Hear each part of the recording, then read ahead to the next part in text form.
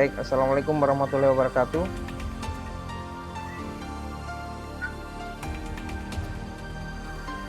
Sebelum sebelum kita mulai kegiatan, karena moderatornya tidak ada, saya sendiri yang akan jadi moderatornya. Sebelum kita melaksanakan kegiatan berbagi pengalaman dan berbagi pemahaman ini, terlebih dahulu mari kita berdoa bersama-sama. Berdoa dimulai.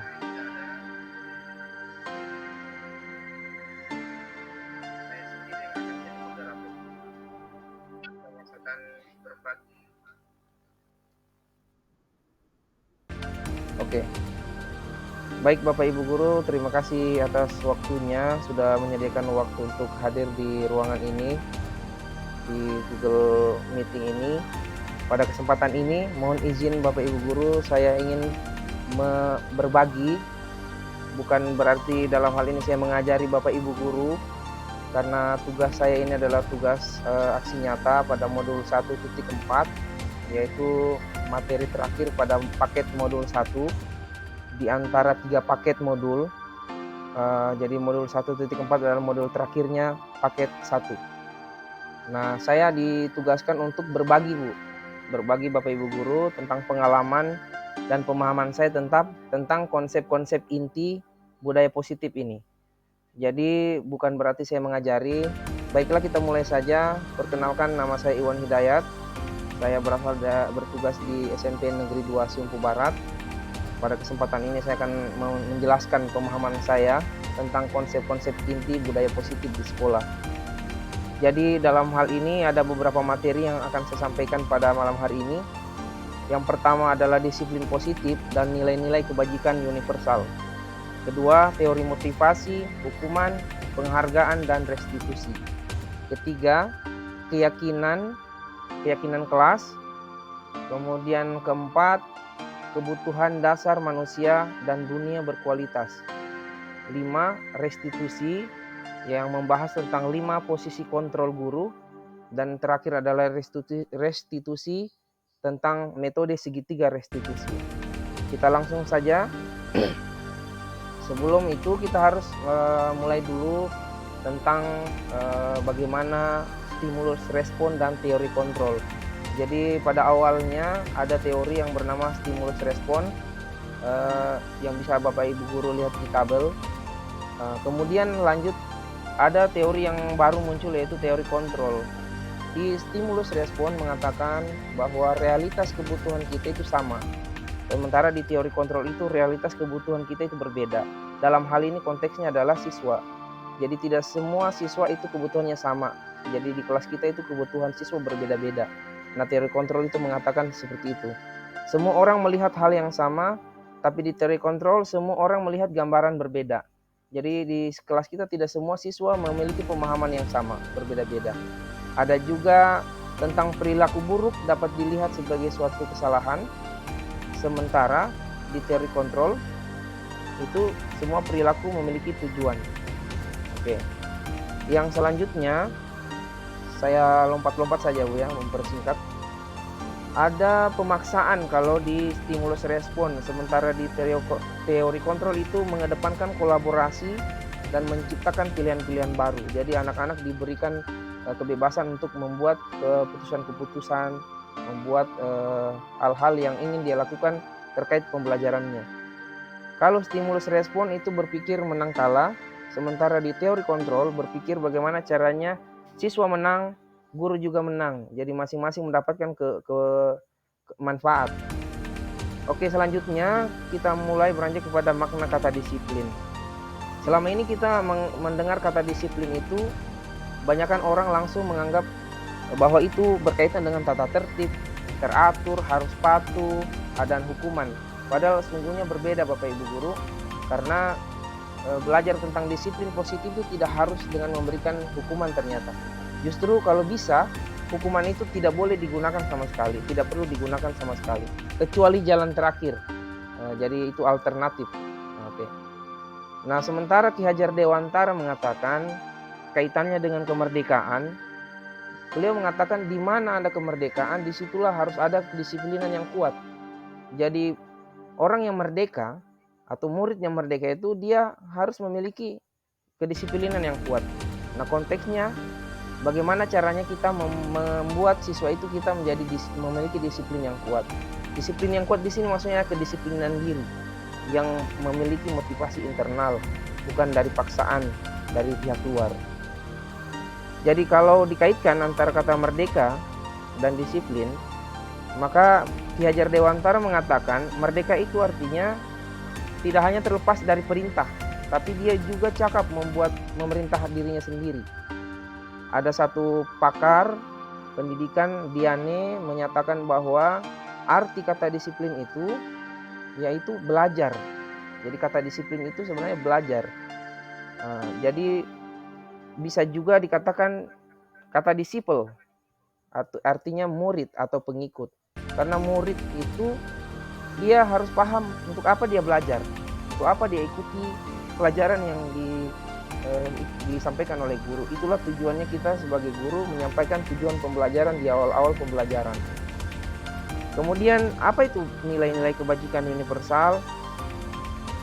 Nilai-nilai universal menurut Ki Hajar Dewantara dan Diane Gosen mengartikan disiplin sebagai bentuk kontrol diri. Jadi kedisiplinan itu disamakan atau diartikan sebagai bentuk kontrol diri siswa, yaitu belajar untuk kontrol diri agar dapat mencapai satu tujuan mulia. Apa itu tujuan mulia? Tujuan mulia itu adalah nilai-nilai kebajikan, Bu Guru, Bapak Ibu Guru, yang semua orang sepakat bahwa nilai-nilai itu adalah nilai-nilai positif, sifat-sifat positif yang menjadi dasar atau fondasi kita berperilaku atau bertindak. Nah, yang disebut nilai-nilai kebajikan menurut Dr. William Glasser pada teori kontrolnya menyatakan bahwa setiap perbuatan itu pasti memiliki suatu tujuan. Selanjutnya, Diane Gosen juga mengatakan bahwa kita harus mengaitkan nilai-nilai kebajikan yang diyakini seorang murid. Sehingga dengan cara itu motivasi intrinsiknya atau motivasi dari dalam dirinya itu terbangun. Jadi caranya untuk membuat siswa tergerak untuk melakukan sesuatu yang positif, kita harus berusaha mengaitkan nilai-nilai kebajikan yang dia percaya. Bahwa itu saya harus jadi seperti itu. Nah, itu yang tugas guru yang kita harus lakukan. Selanjutnya Bapak Ibu Guru, contoh dari nilai-nilai kebajikan. Saya tampilkan di sini ada 2. Ya, yang pertama profil pelajar Pancasila. Jadi profil pelajar Pancasila ini sudah masuk juga nilai-nilai kebajikan. Kalau mungkin kita sebut visi atau misi ya, tapi di sini disebut nilai-nilai kebajikan karena semua orang sepakat itu pasti bagus.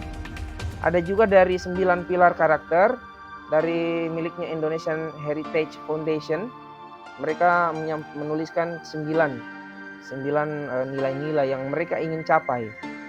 Ya, jadi kalau kita di sekolah, profil pelajar Pancasila dari Kementerian Pendidikan menginginkan kita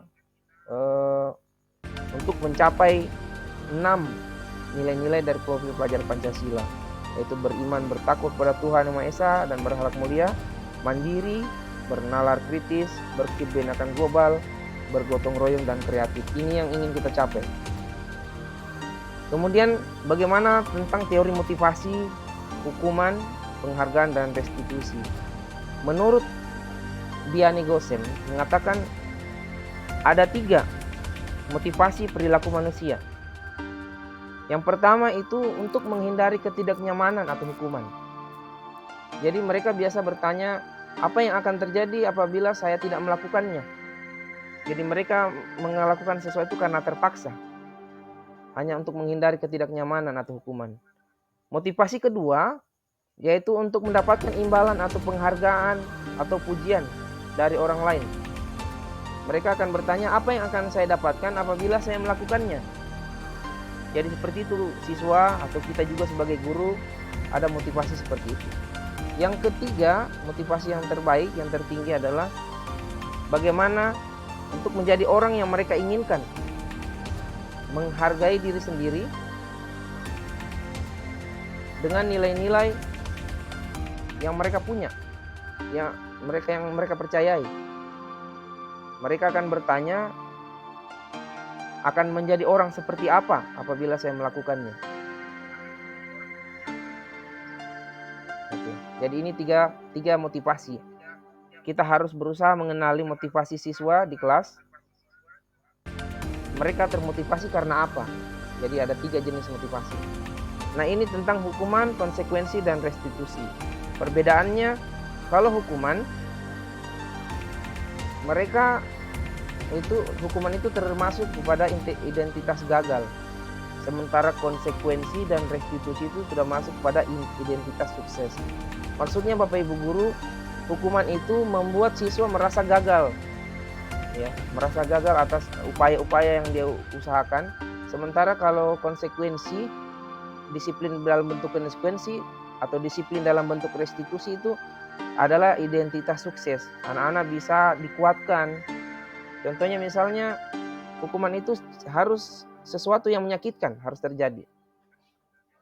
Kemudian kalau konsekuensi sesuatu harus memang terjadi, dan restitusi sesuatu merupakan pilihan. Sebentar kita akan lihat bagaimana maksudnya. Kalau hukuman membuat anak-anak tidak nyaman dalam jangka panjang, kalau konsekuensi tidak nyaman tapi jangka pendek saja. Kalau restitusi menguatkan murid dalam jangka waktu yang panjang. Begitu. Kalau hukuman, korban mendapat keadilan, kalau konsekuensi korban bisa diabaikan. Sementara di restitusi korban mendapat ganti, artinya menjadi win-win solution gitu.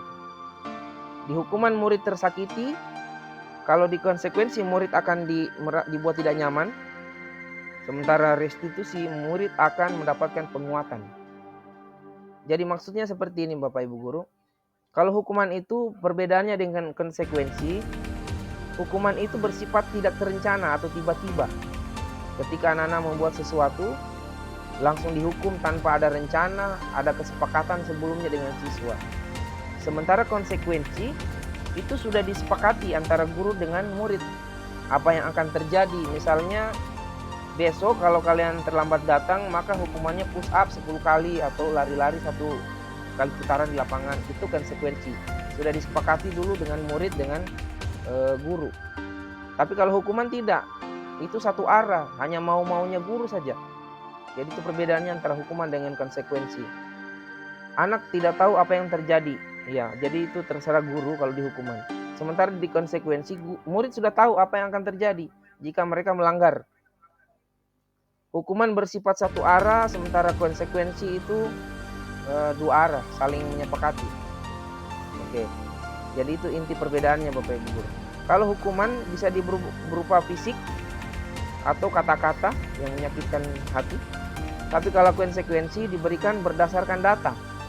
Misalnya anak-anak 3 kali tidak mengerjakan tugas, maka konsekuensinya dia tidak boleh keluar main, tapi harus lanjut untuk menyelesaikan tugas karena ketertinggalannya. Begitu konsekuensi contohnya. Kemudian apa bedanya dengan penghargaan? Penghargaan yang unik di sini Bapak Ibu Guru menurut saya selama mempelajari modul ini, ternyata menurut Alfikon mengatakan bahwa penghargaan ataupun hukuman adalah cara-cara mengontrol perilaku seseorang yang menghancurkan potensi untuk pembelajaran yang sesungguhnya. Saya juga kaget dengan membaca teori ini. Ternyata penghargaan itu menghancurkan potensi anak. Nanti kita lihat selanjutnya. Karena sesungguhnya menurut Alfikon, belajar itu sebenarnya adalah penghargaan. Jadi tidak perlu lagi diberikan penghargaan. Ini teorinya, nanti saya jelaskan sebentar. Jadi ada penelitiannya Alfikon ini ada 6 tentang penghargaan. Penghargaan menurut dia tidak efektif. Yang kedua, penghargaan itu merusak hubungan, baik hubungan antar siswa dengan guru maupun siswa dengan siswa. Ada kasusnya nanti saya jelaskan. Penghargaan mengurangi ketepatan. Penghargaan juga menurunkan kualitas. Penghargaan mematikan kreativitas. Bahkan penghargaan menghukum. Dan yang terakhir, motivasi dari dalam diri. Jadi karena keterbatasan, saya tidak mempresentasikan hasil-hasil penelitiannya Alfikon. tapi saya bisa jelaskan singkat bahwa penghargaan tidak efektif itu setelah dia melakukan penelitian kepada beberapa siswa atau kampus untuk diberikan tugas. Ternyata ketika diberikan penghargaan tidak efektif hasil pekerjaannya mereka. Di beberapa kasus yang dia teliti juga merusak hubungan, karena bagi siswa yang tidak diberikan penghargaan merasa minder, merasa tidak berhasil, merasa gagal. Jadi itu merusak hubungan antara guru dengan siswa, bahkan sesama temannya.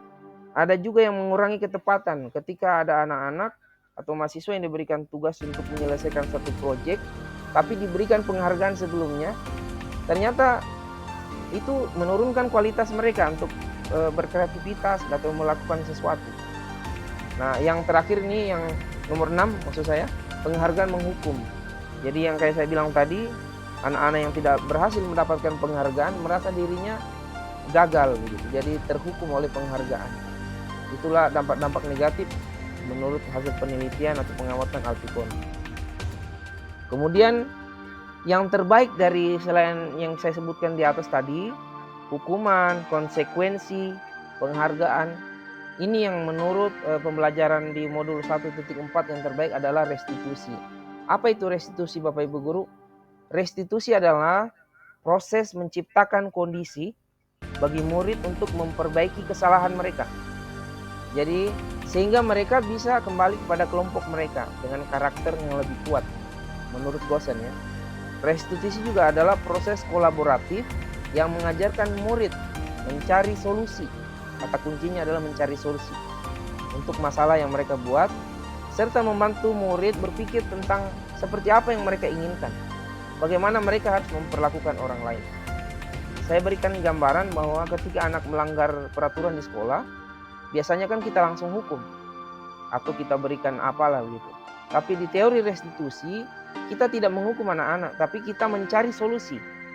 Bahkan kita mengajak siswa untuk duduk bersama, berdiskusi dengan siswa tersebut yang melakukan pelanggaran, menanyakan kepada mereka bagaimana cara memperbaiki masalah yang telah mereka buat.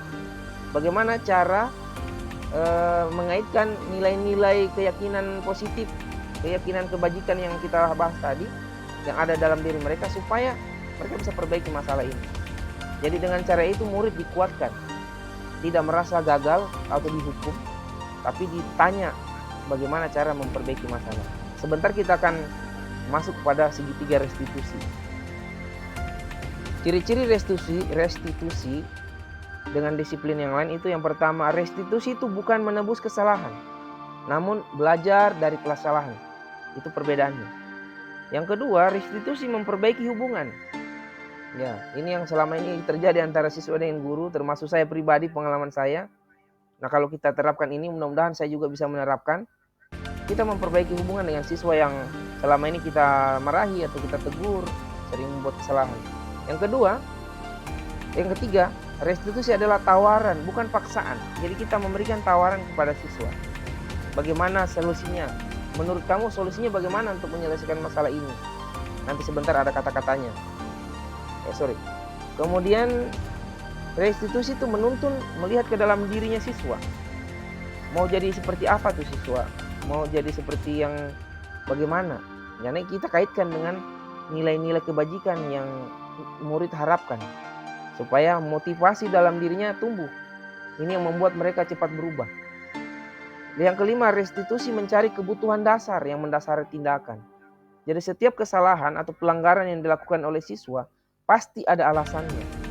Tugas guru harus mencari tahu kenapa itu anak dia lakukan hal itu. Kenapa anak-anak itu melakukan kesalahan itu atau yang kita anggap pelanggaran. Kita tidak bisa langsung marahi itu anak.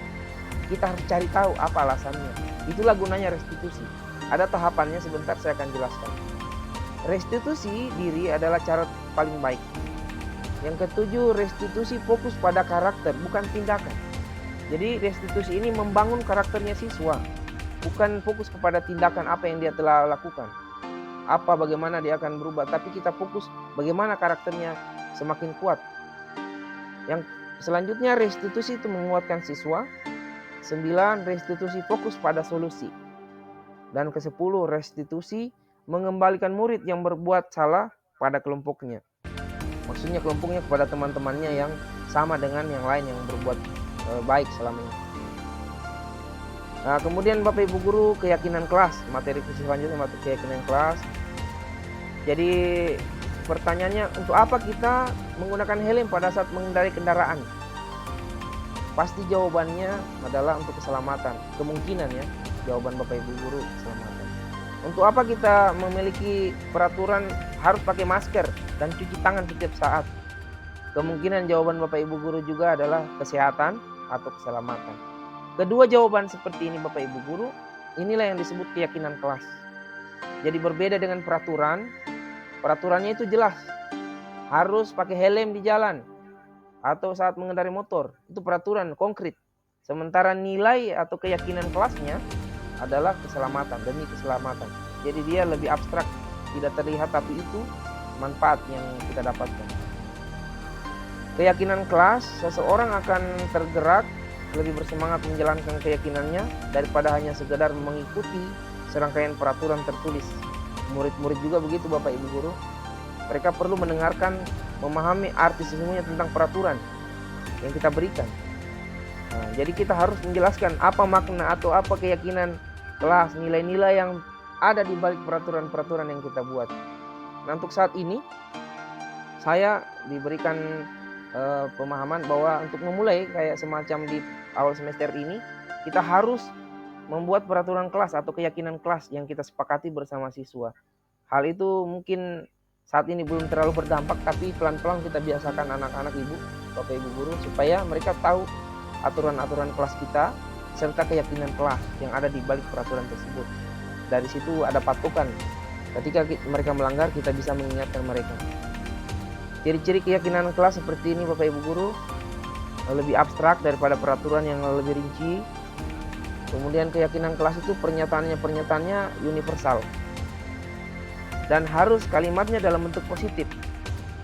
Kemudian keyakinan kelas itu tidak boleh terlalu banyak supaya mudah diingat warga siswa. Keyakinan kelas juga harus sesuatu yang baik, harus yang bisa diterapkan di sekolah. Oke. Bersedia meninjau kembali keyakinan kelas dari waktu ke waktu. Jadi kita bisa memperbaharuinya sewaktu-waktu Bapak Ibu Guru. Ini contohnya keyakinan kelas 7. Kelas 7 ya SMP kelas 1. Contohnya seperti ini. Hormat, ya, nilai-nilai keyakinan kelasnya hormat, bekerja, diterima dan dimiliki. Jadi kalimatnya seperti ini Bapak Ibu Guru. Oke, contohnya saya berikan. Kami meyakini bahwa sangat penting untuk menghormati semua orang dan barang milik orang lain. Itu contoh-contohnya. Saya lanjutkan Bapak Ibu Guru. Kita lanjutkan ke materi selanjutnya, yaitu tentang kebutuhan dasar manusia. Jadi kebutuhan dasar manusia ini harus kita pelajari Bapak Ibu Guru, karena dari sini kita bisa mengerti tentang apa yang membuat siswa kita berperilaku. Jadi tadi teorinya bahwa setiap orang bertindak itu pasti ada alasannya. Nah, salah satu alasannya itu untuk memenuhi kebutuhan dasarnya. Jadi siswa kita juga memiliki kebutuhan dasar. Menurut teori di sini ada 5 kebutuhan dasar. Ya kan? Yang pertama kebutuhan dasarnya yaitu kebutuhan untuk bertahan hidup. Contohnya makan, minum, tidur, sandang, pangan, dan lain-lain. Ada yang selanjutnya yaitu kasih sayang, kebutuhan kasih sayang dan rasa diterima, love and belonging. Jadi semua siswa atau kita butuh dikasih sayang, butuh rasa ingin diterima, baik di keluarga, di kelompok, di tetangga, di lingkungan manapun. Dan yang ketiga kebebasan, kita juga butuh kebebasan dalam arti apapun dan yang makna yang luas. Kita juga butuh kesenangan dan kita juga butuh penguasaan. Oke, penguasaan maksudnya kemampuan kita berhasil melakukan sesuatu, itu namanya kebutuhan dasar yang kita bisa melakukan. Kita menguasai pelajaran materi bahasa Inggris misalnya, kita berhasil menguasai matematika misalnya, itu adalah kebutuhan dasar. Jadi siswa juga seperti itu. Jadi kalau kita mengetahui kebutuhan siswa, maka kemungkinan besar kita tahu bagaimana cara menyelesaikan masalah. Contohnya misalnya ada anak-anak di kelas yang tidak mau peduli dengan pelajaran yang kita jelaskan. kita harus cari tahu apa alasannya di balik itu. Atau bisa jadi anak itu lapar atau mengantuk, berarti dia punya kebutuhan dasar hidup, makan, dia kelaparan. Jadi itu yang solusi-solusinya bagaimana. Atau dia merasa bosan karena cara mengajar kita kurang bagus, membosankan. Jadi berarti dia merasa tidak senang. Nah ini yang kita harus cari tahu. Oh berarti metode kita, cara mengajar kita harus kita rubah. Atau dia sudah pintar, saking pintarnya dia sudah, yang kita jelaskan itu sudah dia pahami, jadi dia merasa bosan. Nah itu yang bagaimana solusinya. Inilah yang kita harus pahami Bapak Ibu, kebutuhan dasar. Kemudian selanjutnya tentang dunia berkualitas.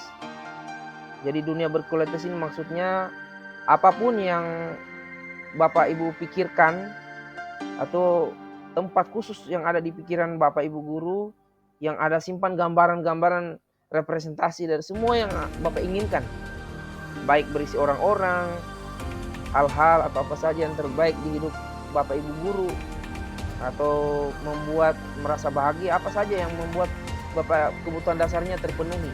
Ini bukan cuma kita saja sebagai guru, tapi siswa juga demikian. Nah bagaimana caranya siswa memasukkan dunia berkualitasnya itu, yaitu salah satu pelajarannya kita misalnya. Bagaimana caranya kita masuk di dunia berkualitasnya siswa. Saya suka guru itu, saya senang dengan guru itu, cara ngajarnya. Nah kita usahakan bagaimana caranya kita itu masuk di dunia berkualitasnya siswa, supaya mereka senang dengan kita, senang dengan pelajaran kita. Itu dunia berkualitas maksudnya. Jadi selain kebutuhan dasarnya, mereka juga punya dunia berkualitas. Kalau kebutuhan dasar itu bersifat lebih umum, kalau dunia berkualitas itu lebih unik, personal, beda-beda setiap siswa, beda-beda setiap orang, gitu. Nah sekarang kita lanjut di materi selanjutnya Bapak Ibu Guru. 5 posisi kontrol. Ada 5 posisi kontrol seorang guru. Melalui serangkaian riset dan teori kontrol Dr. William Glasser, Diane Gosen berkesimpulan ada 5 posisi kontrol yang diterapkan seorang guru, orang tua, ataupun atasan kita dalam melakukan kontrol. Yang pertama adalah penghukum, yang kedua adalah pembuat merasa bersalah, ketiga posisi teman, keempat posisi pemantau, dan kelima adalah posisi manajer. Apakah itu? Mari kita bahas satu-satu. Posisi penghukum. Seorang penghukum bisa menggunakan hukuman fisik maupun verbal. Guru menerapkan posisi penghukum ini biasanya berkata seperti ini Bapak Ibu Guru. Patuhi aturan saya atau awas. Kamu selalu saja salah. Pasti selalu yang terakhir selesai. Ya itu penghukum. Jadi kita kata-katanya selalu menghukum, selalu menyalahkan siswa saja. Tidak mau tahu cari apa alasannya, tidak mau tahu cari apa latar belakangnya. Anak-anak itu berbuat salah. Nah kalau pembuat merasa bersalah, berbeda lagi. Posisi ini biasanya suaranya lebih lembut, membuat orang yang lain merasa lebih tidak nyaman, bersalah atau rendah diri. Kata-kata yang keluar dengan lembut akan seperti begini. Ibu sangat kecewa sekali dengan kamu. Berapa kali Bapak harus beritahu kamu ya? Gimana coba kalau orang tua kamu tahu kamu berbuat begini? Jadi mendengar kata-kata seperti ini, anak-anak itu merasa, saya ini berbuat salah betul ya, kecewakan ibu guru, kecewakan Bapak Ibu guru. Nah ini yang masih negatif sebenarnya. Jadi kurang bagus di posisi pembuat merasa bersalah, anak-anak merasa gagal gitu. Oke, kita lanjut ke posisi ketiga, yaitu posisi teman. Ini posisi yang lumayan, masih mending, lebih baik daripada posisi penghukum dan posisi pembuat merasa bersalah. Posisi teman ini guru tidak menyakiti murid, tapi tetap berupaya mengontrol murid melalui persuasi, bujukan. Ya contohnya misalnya, ayo bantulah demi Bapak ya. Ayo ingat bantuan Bapak selama ini. Ya sudah kali ini tidak apa-apa, nanti ibu bereskan. Jadi posisi teman itu ya mungkin Bapak Ibu guru sudah mengerti ya, karena banyakkan kita, saya khususnya selama ini berada di posisi penghukum, kadang juga membuat merasa bersalah, kadang juga teman, karena kita bersendagura dengan siswa, bagaimana cara mendekat dengan siswa. Oke. Ada posisi keempat yaitu posisi pemantau. Yang ini agak-agak berbeda karena yang disarankan sebenarnya ini dengan posisi manajer. Kalau posisi pemantau bagaimana Bapak Ibu Guru? Posisi pemantau itu bertindak berdasarkan peraturan-peraturan dan konsekuensi yang dibuat di sekolah. Seorang pemantau itu sangat mengandalkan perhitungan, catatan, data yang dapat digunakan sebagai bukti atas perilaku murid. Misalnya dia absen, atau dia tidak hadir 3 kali dalam seminggu ini, atau dia sering terlambat 5 kali setiap pagi. Jadi itu bukti-bukti yang bisa dipakai untuk memantau, untuk menghukum siswa, untuk memberikan tindakan atau konsekuensi kepada siswa. Contohnya kalimatnya, peraturannya apa? Apa yang telah kamu lakukan? Sanksi atau konsekuensinya apa? Gitu. Jadi saya kasih contohnya sedikit Bapak Ibu Guru, sebenarnya lebih detail tapi kita singkat waktu saja. Kemudian yang terakhir yang disarankan justru ini adalah posisi manajer Bapak Ibu Guru. Bagaimana itu posisi manajer? Posisi di mana guru berbuat sesuatu bersama-sama dengan murid. Mempersilahkan murid mempertanggungjawabkan perilakunya. Mendukung murid agar dapat menemukan solusi atas permasalahan sendiri.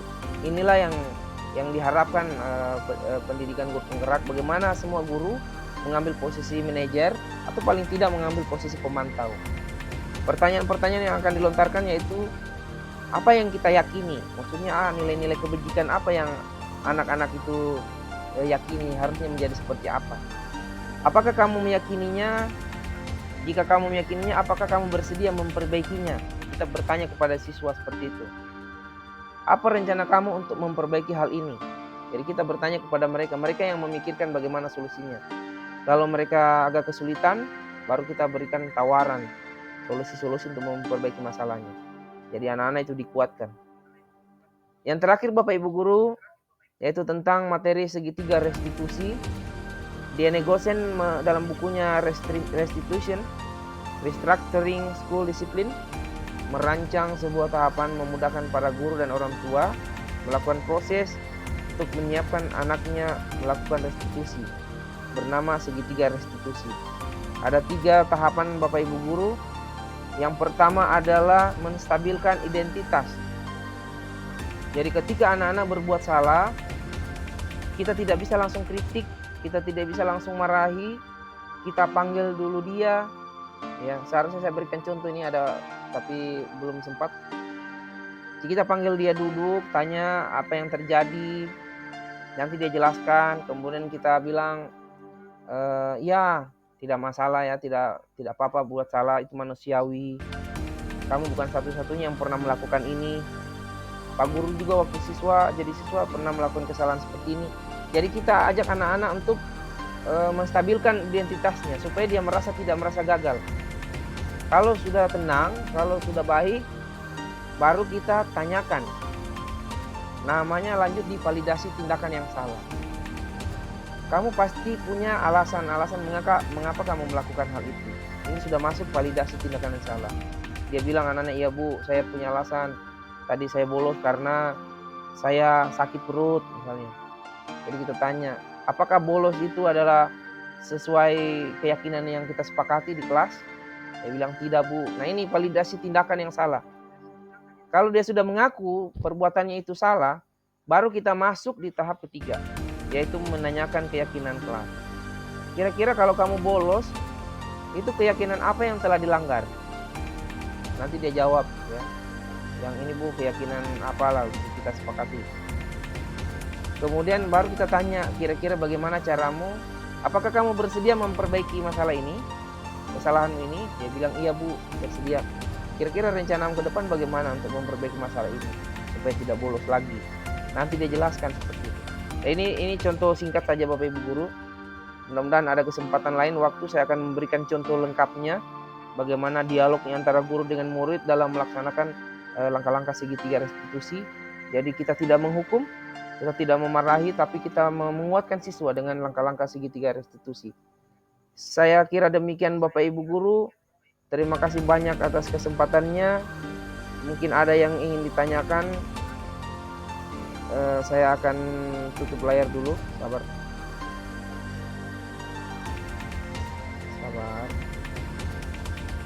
Jika ada yang mungkin ditanyakan Bapak Ibu, silakan raise hand. Mungkin bisa di apa namanya?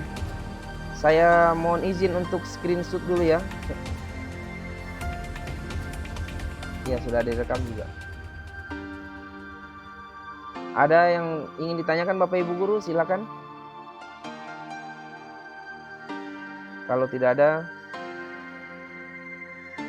silakan angkat tangan. Oke. Terima kasih banyak Bapak Ibu guru atas waktunya.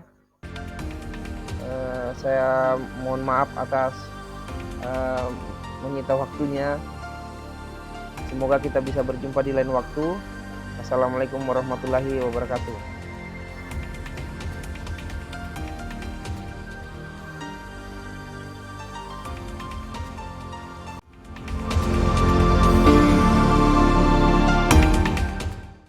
Assalamualaikum warahmatullahi wabarakatuh.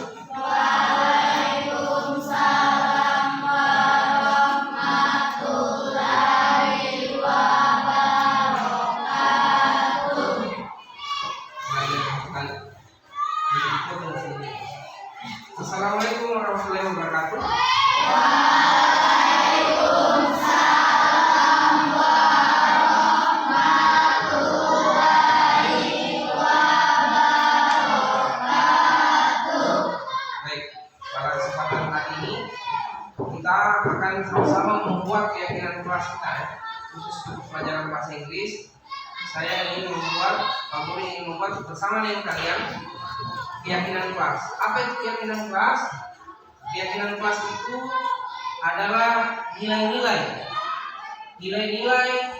kebajikan, nilai-nilai yang baik yang ingin kita miliki di kelas ini dari peraturan-peraturan yang kita buat.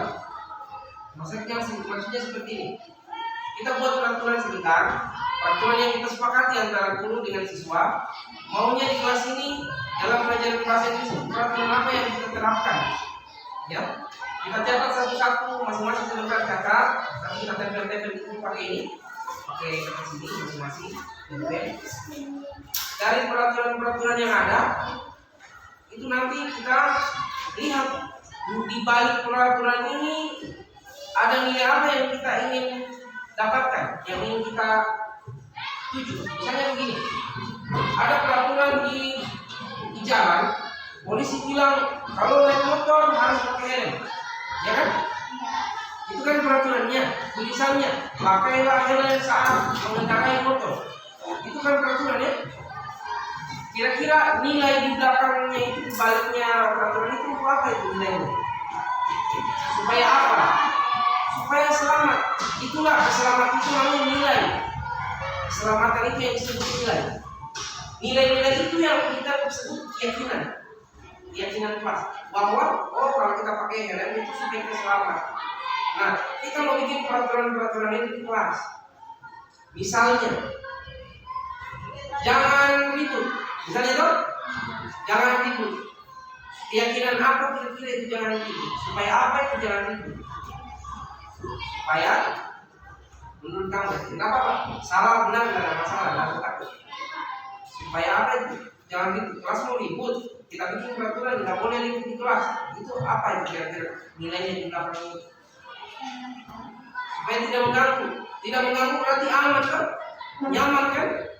Berarti nilainya adalah kenyamanan atau menghargai orang lain. Kan kalau mengganggu itu tidak menghargai orang lain kan? Berarti menghormati dan menghargai orang lain. Itu nilai yang di balik peraturan jam itu. Mengerti maksudnya nilai ya? Nilai yang keyakinan. Kita akan bikin beberapa peraturan sebentar. Setelah itu Pak Guru pilih yang sama, tidak usah dipilih satu saja. Habis itu kita bikin kalimatnya dari kata jangan dulu. Jangan ribut, jangan makan, jangan apa, jangan ribut, jangan. Nanti kita bikin kalimatnya menjadi kalimat positif. Contohnya misalnya, jangan ribut berubah menjadi, ini kan kalimat negatif ini. Kalau kalimat positifnya kira-kira jangan ribut jadi masih kata jangan, tenanglah. Kan gitu? Atau apa? Bersikaplah tenang.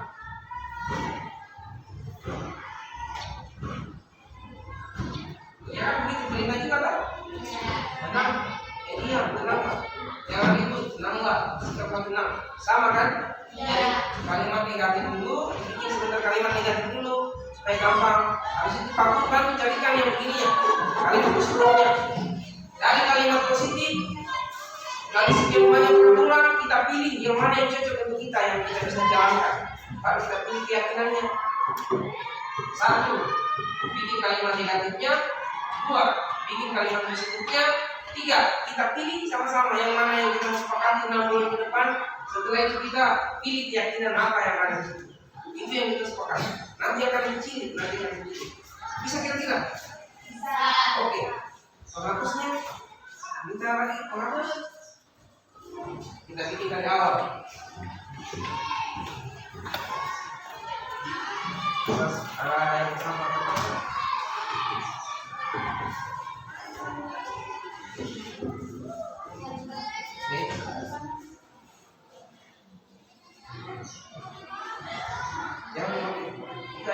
Yang mana yang tadi kamu tahu?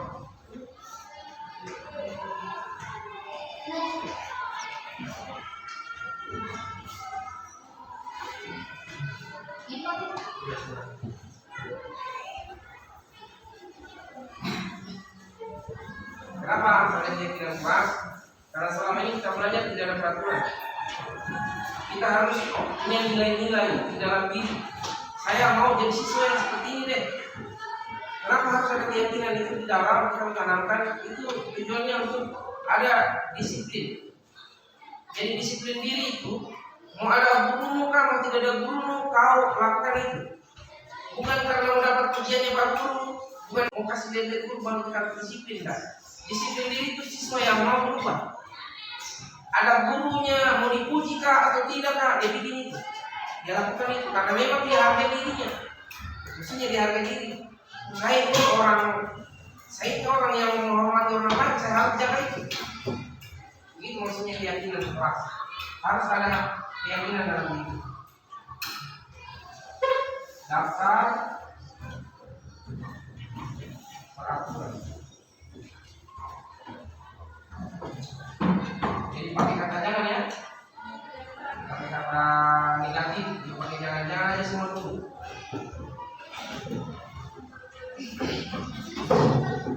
Nggak usah ditulis. Nanti terakhirnya baru kamu tulis yang sudah jadi. Ini daftar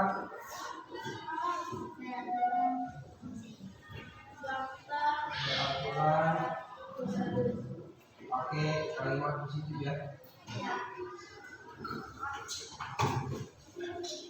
Kemudian ini apa namanya pilihan ya, yang kita sudah pilih. Peraturan kelas ya, yang disepakati ya. Kemudian di sini nanti kalau kita sama-sama rancang keyakinan kelas apa di dalam peraturan keyakinan.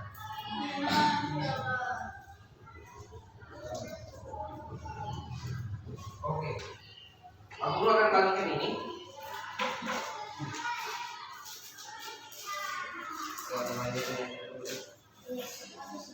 Warna hijau kan, warna kuning kan? Warna kuning aja dulu di.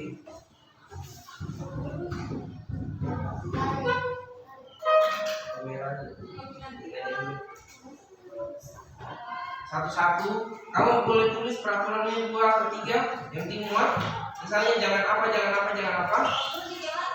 Oh satu saja biar gampang produktif di kelas atau di sekolah, di khusus di kelas atau di sekolah juga boleh, tidak apa-apa ya. Satu aja ya, satu kata aja biar gampang produktifnya. Kalau 1 kali 3 jangan sampai mau dipisahkan susah. Kalau tidak usah tulis nama, nanti ditulis saja langsung jangan apa ya, kata jangan ya. Udah, ini aja dulu, yang ini aja dulu teman. Khusus peraturan-peraturan yang pakai kata jangan, ya. Menurut kamu yang bagusnya apa kita terapkan di kelas? Yang bagusnya apa kita terapkan di kelas? Jangan apa, jangan apa, jangan apa. Ya, yang bagus supaya bagus lah kamu rasakan sekolah. oleh lingkungan sekolah. Nanti perhatikan ya, ditulisnya di bagian sini ya, karena ada lemnya di belakang sini untuk ditempel. Jangan kamu tulis di sini, bagaimana cara tempelnya? Ngerti ya? Lihat ini ada yang lem lem. Oh ini untuk tempel, nanti tulisnya di sini. Ya. Oke. Silakan pilih salah satu yang menurutmu apa yang bagusnya. Jangan apa? Yang pertama. Yang pakai kata jangan dulu ya. Kenapa yang pakai kata jangan dulu?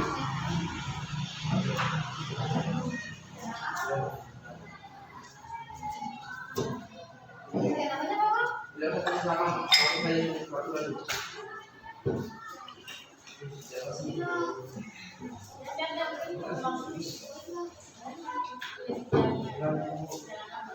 Oke, tulis menurut kamu jangan apa yang bagus ya? Kelas.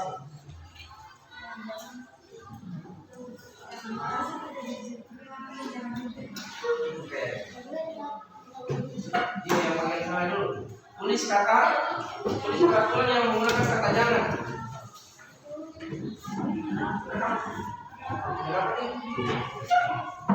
Satu saja tulis. Boleh juga diskusi dengan temanmu, tapi cepat saja. Oke. Perhatikan ya. Halo. Oke, Pak Guru sudah bagikan kertasnya. Silakan tulis peraturan yang masih bernada kalimat negatif menggunakan jangan apa. Mau kelasmu itu pakai aturan apa? Silakan tulis. Jangan, satu aja dulu. Satu dulu. Negatif dulu. Iya. Pilih aja dulu yang ini. Satu saja satu kertas, satu kata jangan, tambahkan kata apa? Misalnya jangan tidur. Hah? Boleh. Tapi ini jangan dulu dikerja ya. Yang positif jangan dulu. Yang negatif aja. Oke, jangan apa? Barang-barangmu bagaimana kalau ada yang curi? Sampah ada yang buang sembarang bagaimana? Ada yang cubit kamu, ada yang ganggu kamu, ada yang kasih manis kamu, ada yang pukul, ada yang nyontek, ada yang pajak. Nah, mana yang sedang tempel di sini? Ini baru kamu tempel. Atau kamu tempel sendiri tapi yang terus ya? Boleh kamu tempel.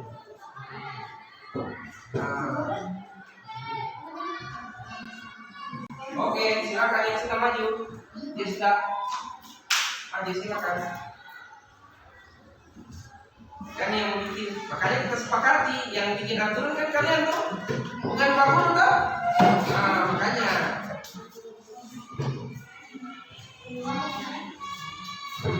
Yang bikin tuh. Apa? Silakan.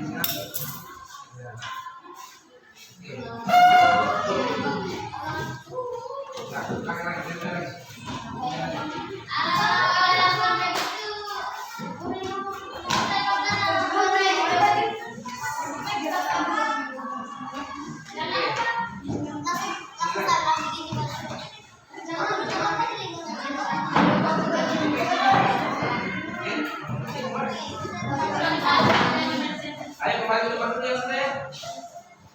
Silakan.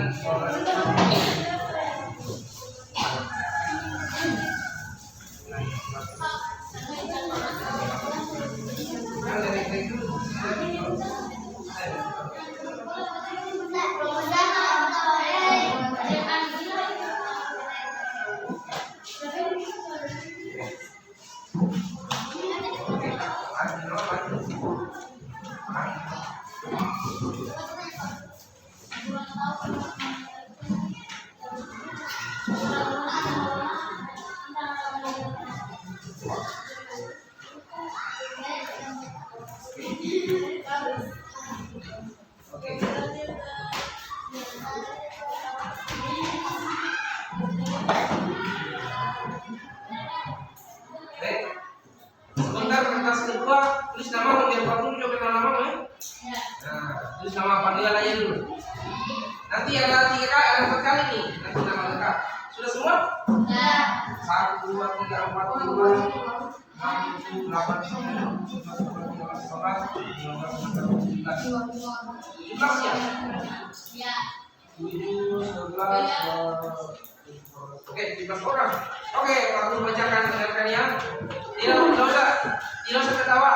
Kalau ada yang lucu, ketawa rame-rame. Kalau punya tidak usah ketawain teman. Boleh ketawa, kalau tidak boleh tidak. Jangan buang sampah sembarangan. Setuju? Setuju. Setuju tidak lagi? Jangan sampai tidak setuju. Harus tetap lagi kita buang sampah ini. Saya punya pekerjaan boleh buang sampah. Jangan buang sampah sembarangan. Ini sama juga. Jangan membuang sampah sembarangan. Sama. Jangan menyontek. Setuju atau tidak? Setuju. Bagaimana laki-laki setuju atau tidak? Jangan menyontek. Jangan sampai. Jangan membuang sampah. Jangan menyontek. Jangan menyontek saat ulangan. Setuju? Setuju. Kalau yang ini kayaknya jangan menyontek hari-hari. Jangan menyontek saat ulangan ya. Sama-sama jangan menyontek. Jangan buang sampah sembarangan. Sama. Jangan buang sampah sembarangan. Sama. Bagus, pilih salah satu ya. Kayak ini. Ya. Kan sama toh? Iya. Bagus, pindahkan di sini ya. Ini positif ya. Ini negatif dulu di atas. Yang ini jangan menyontek. Ini perwakilannya toh. Yang ini waktu tidak ambil jangan kecewa. Ini satunya sudah diambil. Maksudnya sudah sama dengan temanmu. Iya. Yang menangis jangan sampai ada yang menangis. Jangan nakal. Setuju atau tidak jangan nakal? Setuju. Laki-laki yang tulis kan perempuan ini. Laki. Jangan nakal. Jangan lari-lari. Maksudnya jangan lari-lari. Ini yang berbahaya jatuh. Maksudnya dia jangan lari-lari. Setuju atau tidak jangan lari? Setuju. Boleh lari-lari kalau lari olahraga. Ada pak bukunya yang awasi. Ya. Kalau tidak bicara begini bahaya. Ya. Punya siswa dulu yang belum pernah. Silakan dan bisa. Nanti jangan lari ya. Jangan nyontek sudah. Ya. Jangan bermain di dalam kelas. Boleh tidak bermain di dalam kelas? Tidak. Berarti tarik di sini. Jangan bermain di dalam kelas. Jangan nakal sama dengan tadi, jangan nakal. Jangan buang sampah sembarangan, buang di tempatnya. Cocok ya sama ya? Iya. Oke, sama. Jangan nakal sama. Jangan buang sampah sembarangan. Jangan nakal sama ya. Jangan nakal, jangan nakal. Jangan pegang. Nanti dirusak. Jangan pegang. Jangan pegang. Maksudnya jangan pegang apa? Ada kami tulis. Jangan pegang buku, jangan pegang barang-barang milik orang lain. Kenapa tidak ada yang tulis jangan mencuri? Pulpen, kan saya tidak pulpen. Ini maksudnya masuk aja ini. Oke. Sekarang Pak Guru akan bagikan lagi. Dari kata-kata ini, jangan buang sampah, jangan nyontek, jangan nakal, jangan lari-lari, jangan bermain dalam kelas, jangan pegang maksudnya jangan pegang benda-benda. Pilih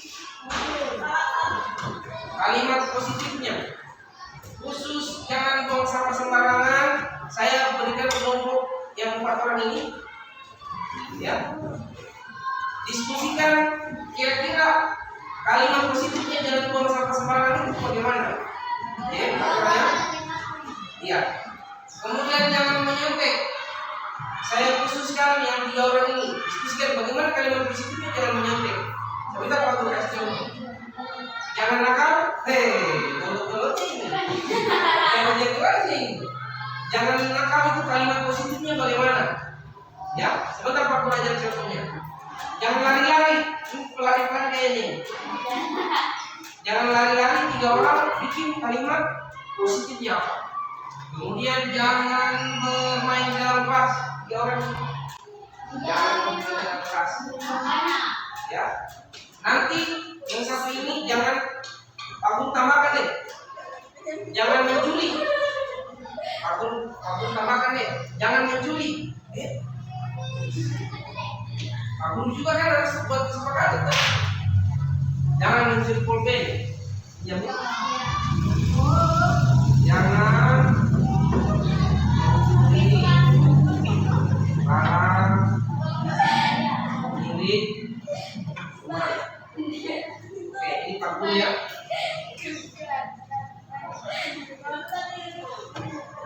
Kelompok 1, kelompok 2, kelompok 3, kelompok 4, kelompok 5, 40, kelompok 6. Ini nanti kamu bikin 2 boleh? Siap ya? Jadi boleh maju perwakilan datang ingat pakai tulisannya, kalau lupa maju ini satu. Jangan semuanya maju nanti kamu pikirannya bukan dulu. Oke.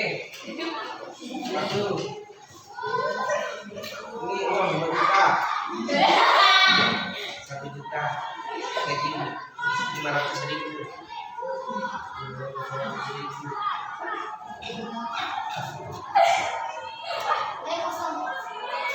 Oh, harusnya satu kelompok satu ya? Iya, kelompok satu. Jangan mengembali uangmu. Yang ini kembalimu, yang ini untuk kelompokmu. Sini maju ya, diskusi ya. Kembali uangmu ya. Kasih ini. Kelompok di sana. Tulis satu, sepakati satu kan? Ini kelompokmu. Sepakati, silakan berjalan.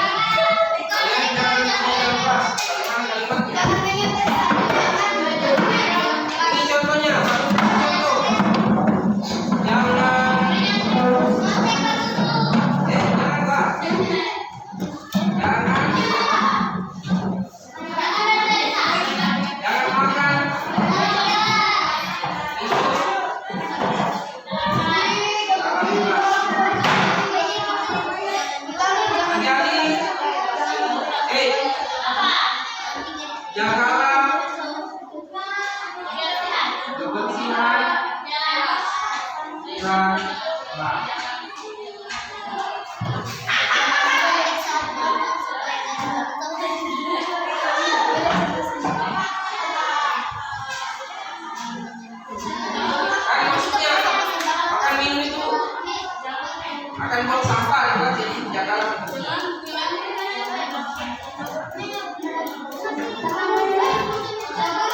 Ya. Yang mana? Ini. Oke. Jangan menyontek. Siapa yang 2 kali deh? 2.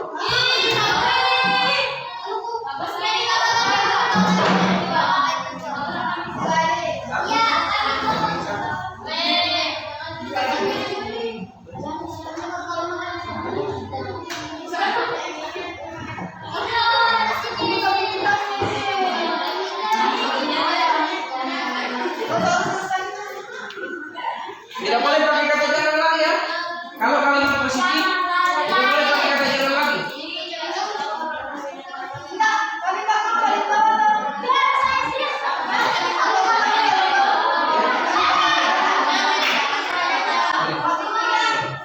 Ya, sudah.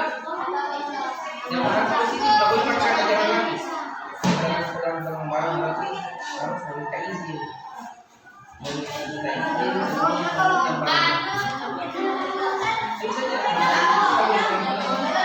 Sudah kelompokmu? Nah, maju.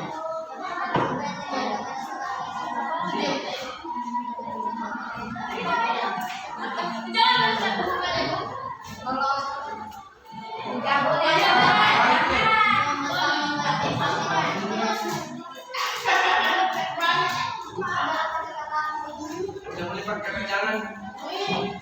Bilang yang positif. Toh? Kata kerja, pakai kata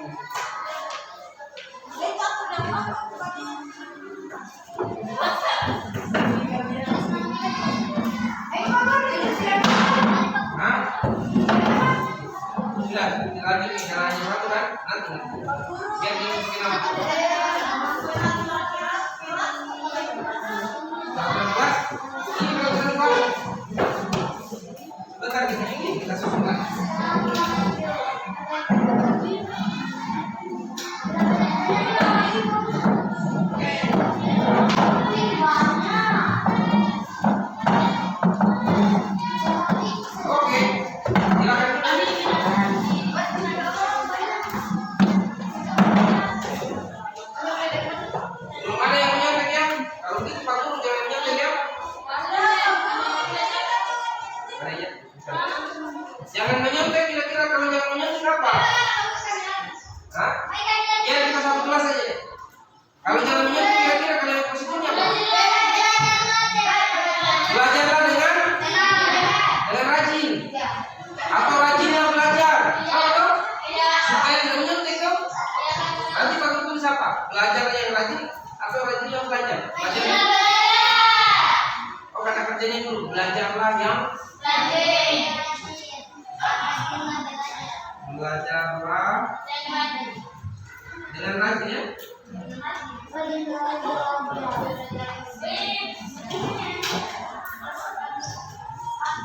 Oke, astaga.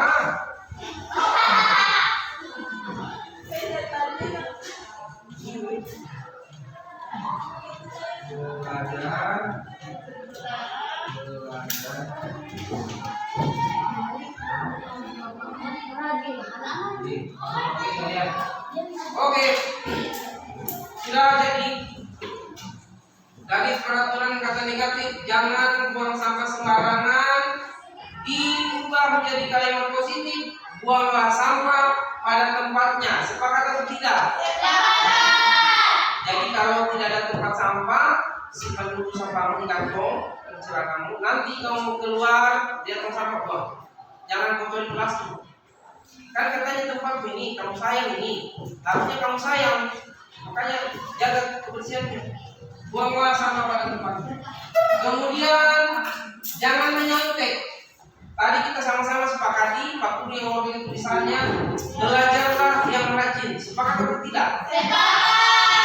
Jangan menyontek. Supaya tidak menyontek, maka harus belajarlah yang rajin. Oke. Kemudian jangan nakal. Kelompoknya ini dia rubah menjadi jadilah anak yang baik. Sepakat atau tidak? Jadilah anak yang baik. Habis itu bilang di aturan jangan lari-lari. Dia rubah menjadi jagalah keselamatan. Sepakat atau tidak? Mantap. Jangan bermain di dalam kelas.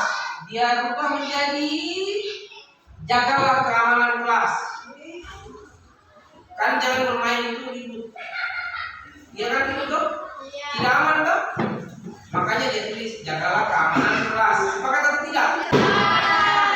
Jagalah keamanan kelas juga bisa. Artinya peraturan tidak boleh berlari. Masuk di situ. Ya. Ada lagi, jangan mencuri barang milik teman. Berubah menjadi meminta izin dulu sebelum mengambilnya, atau minta izin dulu sebelum meminjam barang teman. Kalau kau lihat pulpen tidak ada orangnya, jangan langsung ambil, tapi minta izin. Begitu juga punya temanmu, meminta izin dulu sebelum mengambil barang milik teman. Sepakat atau tidak? Dan yang terakhir, jangan pegang-pegang apa saja dipegang-pegang. Tanya, minta izinlah kepada pemiliknya jika ingin meminjam sesuatu, pulpen atau buku. Sepakat atau tidak? Jadi mulai hari ini tidak ada lagi bilang Pak Guru hilang pulpen, Pak Guru hilang buku. karena sudah belajar minta izin. Saya punya pulpen ya. Jangan paksa. Saya minta punya pulpenmu, tidak mau. Oke, sudah ada peraturan 1, 2, 3, 4, 5, 6, 7. Sekarang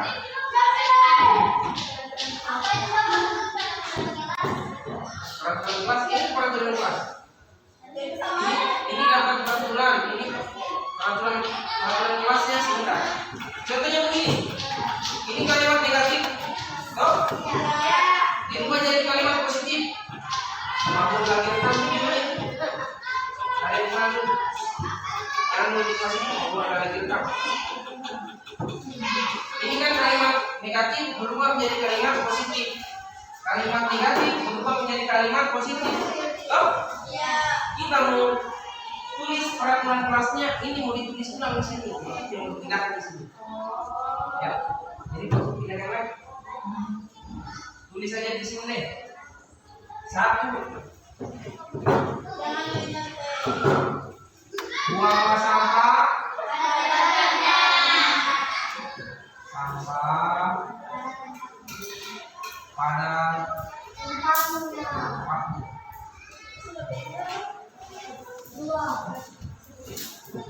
Nomor 2,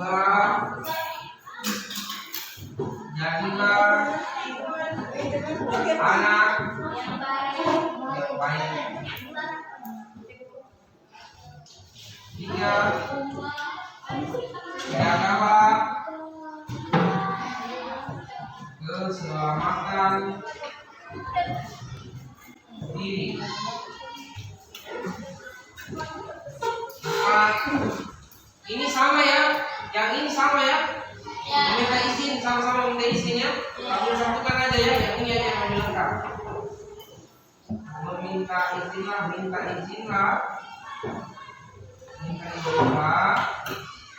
kepada pemilik barang.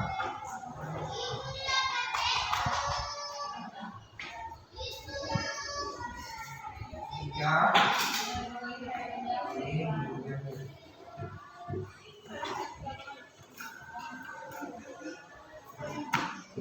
oke,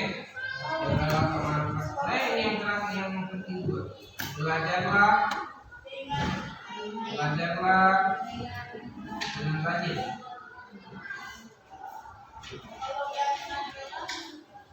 Sebentar ya. Kemudian yang terakhir, jagalah keamanan kelas. Inilah keamanan kelas. Sampahnya, kebersihannya sudah ada aturannya toh? Kebersihan sudah ada aturannya, keamanan sudah ada aturannya, kemudian belajarmu sudah ada aturannya supaya belajar yang rajin. Barang-barangmu supaya tidak hilang sudah ada aturannya. Dirimu supaya selamat sudah ada aturannya. Bagaimana kamu sudah ada aturannya, lengkap toh? Supaya jangan banyak-banyak tapi mantap. 6, ini kelas 8A. Sekarang bagaimana keyakinannya? Keyakinan kita tadi pakai helm. Untuk apa kita pakai helm? Sama juga. Untuk apa kita bikin? Untuk apa kita buang sampah di tempat sampah? Menjaga kebersihan. Inilah keyakinan kelas pertama kita. Namanya kebersihan. Atau bisa juga supaya apa? Sehat toh?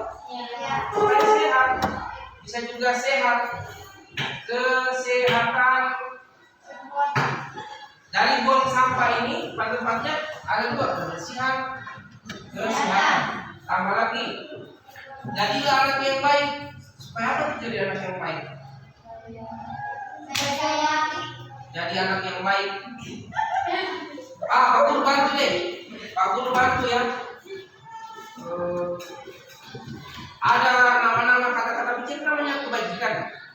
Anak yang baik berarti sopan, santun, menghargai, menghormati, apalagi mandiri, apalagi jadi anak yang baik itu apa? Atau enggak, yang kita lanjut dulu nomor 3, jagalah keselamatan. Dan itu ditulis keselamatan. Keselamatan sudah. Minta izin kepada para pemiliknya. Kenapa kita harus minta izin? Nilai-nilai apa yang minta izin? Tanggung jawab. Iya toh? Iya. Jujur. Iya toh? Iya. Jujur dulu tulis. Jujur. Ada 5. Tanggung jawab. Tanggung jawab. Sudah jujur, tanggung jawab. Belajarlah dengan yang rajin. Berarti harus mandiri. Ya kan, belajar rajin tuh? Iya. Bisa juga itu belajar yang rajin, tanggung jawab. Tanggung jawab kepada siapa? Kepada diri sendiri. Ya kan? Sudah ada tanggung jawab. Berarti 6. Mandiri. Pokoknya mau disuruh guru atau tidak, saya ingin menjadi anak yang rajin. Mau dinilai atau tidak, mau dipuji atau tidak, saya menjadi anak yang rajin. Memang saya menjadi anak yang rajin. Memang saya mau belajar mandiri. Ada PR atau tidak, saya belajar mandiri. Kenapa saya belajar biar menjadi sifat guru? Tapi saya ini anak yang jujur dan saya jangan tanggung jawab. Berarti kalau jadi anak yang baik, berarti kebaikan. Kebaikan. Ya. Kemudian jagalah keamanan kelas, tenggang rasa,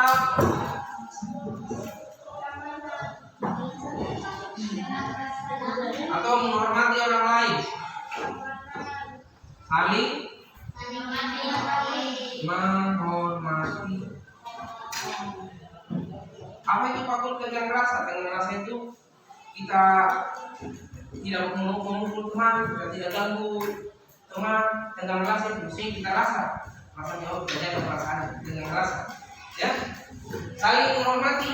Teman ada belajar kerja PR kalau main bola, itu tidak bisa juga. Namanya tidak menghormati. Inilah keyakinan kelas kita. Ya, jadilah anak yang baik. Jadilah anak yang baik berarti bisa sopan. Iya kan? Sopan santun. Ya kan, sama kan? Apa itu jadilah anak baik sopan santun? Oke. Yang pertama sama-sama kita baca. Keyakinan kelas 8B, 8A. Sama-sama baca. Apa nomor 1? Keras. Nomor 1 apa? Yang kedua? Yang ketiga? Yang keempat? Yang kelima? Yang keenam? Ketujuh? 8?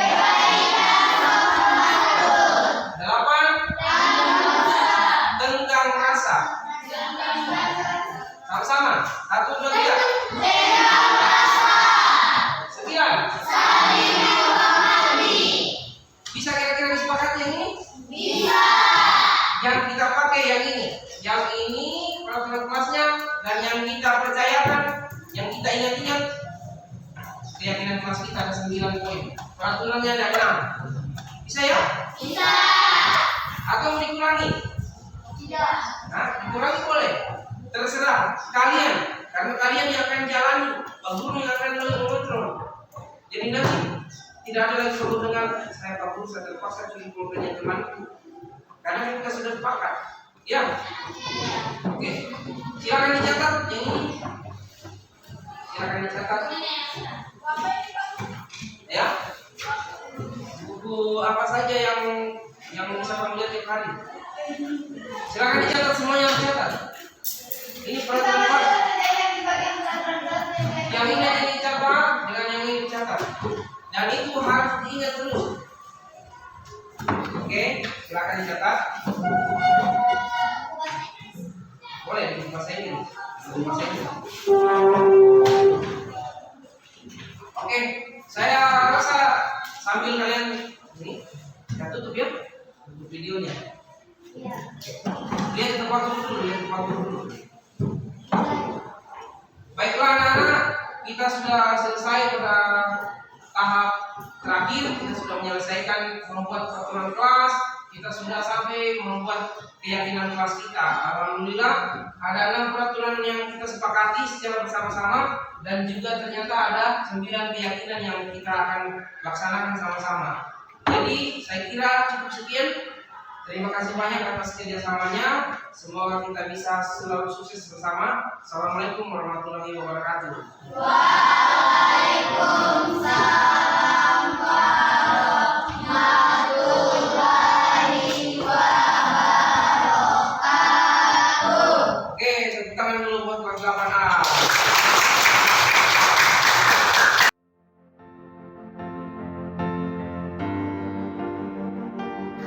Oke, terima kasih ya sudah hadir. Jadi kalian mewakili kelas 8A. Bagaimana pendapat kalian tentang kegiatan kita melaksanakan keyakinan kelas? Bagaimana perasaan kalian? Senangnya bagaimana? Sekarang karena apa kira-kira? Gitu ya. Sebelumnya kalian sudah pernah melaksanakan keyakinan kelas atau belum? Jadi setelah kita melaksanakan keyakinan kelas, kira-kira perasaan kalian senang dan rencana kalian ke depannya bagaimana? Apakah akan menjalankan atau tidak? Selama beberapa hari ini, menurut kalian ada yang sudah dilaksanakan atau bagaimana? Contohnya misalnya apa? Membuang sampah pada tempatnya. Berarti itu keyakinan kelas menjaga kebersihannya. Kalau keselamatan contohnya apa? Sudah ada yang terapkan? Keyakinan kelas keselamatan, jangan lari-lari ya. Oke, jadi menurutmu kita lanjutkan keyakinan kelas kita atau bagaimana? Lanjutkan ya. Oke, terima kasih banyak. Assalamualaikum warahmatullahi wabarakatuh.